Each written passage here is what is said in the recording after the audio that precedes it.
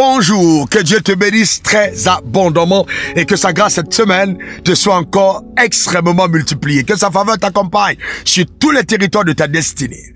Je voudrais t'encourager, ne cède pas à la peur, n'aie pas peur. Eh bien, n'aie pas peur simplement parce que tu es en Dieu, tu es en Père. C'est lui qui t'a conçu, c'est lui qui t'a créé, c'est lui qui t'a appelé.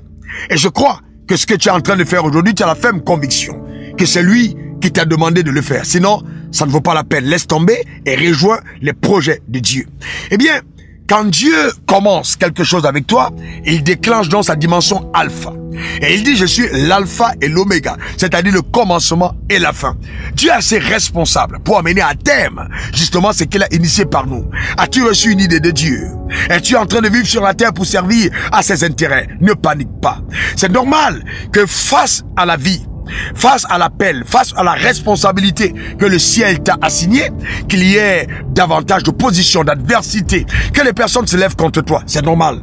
C'est le lot des personnes qui ont une grande destinée. Tu ne peux pas, sur la terre des humains, prétendre justement réussir ta course sans opposition, sans adversité. Tu en feras face. Cependant, le Dieu que tu sers va réduire au silence, au néant tes adversaires, tes ennemis. Il combattra pour toi. Il fera éclater sa gloire dans ta vie. Toi, fais-lui simplement confiance. Pourquoi il ne faut pas avoir peur?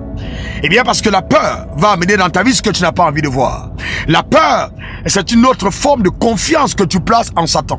Quand tu as peur, tu dis à Satan, j'ai plus confiance à toi qu'en Dieu. Et tu es en train de dire à Dieu, je te crois irresponsable. Je ne te crois pas assez puissant pour amener le projet que tu m'as donné à bon port. Je ne te crois pas assez responsable pour veiller sur ma vie, la protéger, la bénir, la sécuriser et me permettre de rayonner dans ma génération. Et ça, Dieu reçoit cela comme une méprise. C'est à cause justement de la peur que les enfants d'Israël, ceux qui sont sortis d'Égypte, ne sont pas entrés à la terre promise. Ils ont cru que le Dieu qui les avait appelés n'était pas capable de leur donner la terre promise. Ils se sont plaints, ils ont pleuré, ils ont dit oui, dans ce pays est occupé par les géants, on ne peut pas y arriver, on ne peut pas y aller. Mais Dieu a très mal pris ça. Il a très mal pris ça. Pourquoi? Eh bien parce que quand on a peur, c'est une forme d'insulte à l'égard de la fidélité de Dieu. La fidélité de Dieu est infaillible. Quand Dieu t'a donné une parole, sa parole court avec vitesse pour l'exécuter. Tu n'as pas besoin de comprendre comment Dieu fera ce qu'il t'a dit qu'il va faire. Tu as juste besoin de croire. C'est sa responsabilité de trouver les moyens. Dieu veut t'étonner, il veut t'épater. Donc, ne transforme pas tes nuits en lamentation, en pleurs, en deuil.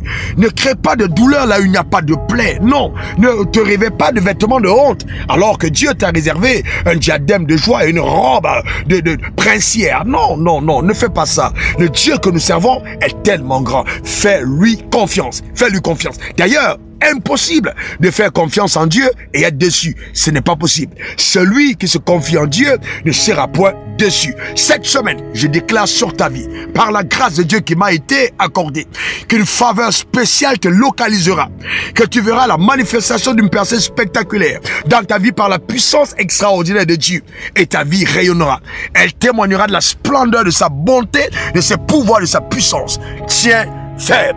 Les sorciers t'ont dit qu'ils vont te lapider cette année, ils mentent. Ils n'ont pas été à la base de ta création. Ce ne sont pas eux qui t'ont conçu. Ils ne pourront pas mettre feu à ta vie.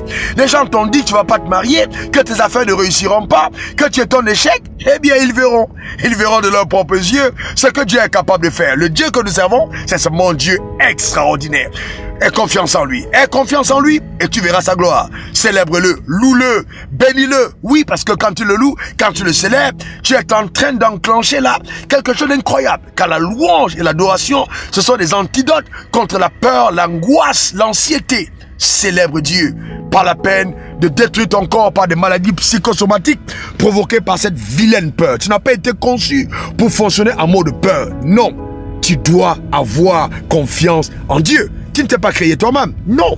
Tu ne t'es pas appelé toi-même. Non. Dans le ventre de ta mère. Tu ne savais même pas qui tu étais. Mais Dieu a veillé sur ta vie. Vous étiez plusieurs. En allant à la quête, justement, de cette nidation vers le spermatozoïde. Tu es sorti vainqueur. Parce que la main de Dieu était sur toi. Parce que Dieu t'a soutenu. S'il t'a soutenu pendant ces moments, alors que tu ne savais pas prier, alors que tu n'allais pas à l'église, alors que tu ne le bénissais pas, alors même que tu ne soutenais pas son œuvre, ce n'est pas aujourd'hui que tu fais toutes ces choses que Dieu t'abandonnera. Sois sérieux. serein, sois sereine.